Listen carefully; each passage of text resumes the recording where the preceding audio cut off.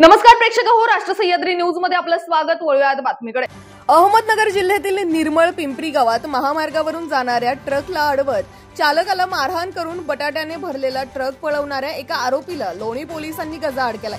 ट्रकसह 28 लाखाचा मुद्देमालही हस्तगत करण्यात आलाय। आग्रा उत्तर प्रदेश येथून नगर मनमाड महामार्गाने बटाटे घेऊन जात असलेला ट्रक राहाता तालुक्यातील निर्मळ पिंपरी येथे 6 जणांनी अडवत ट्रक चालकाला बेदम मारहाण करत ट्रक पळवून नेल्याची घटना घडली होती। लोणी पोलिसांनी तातडीने तपासाची चक्रे फिरवत एका आरोपीसह ट्रक ताब्यात घेतलाय।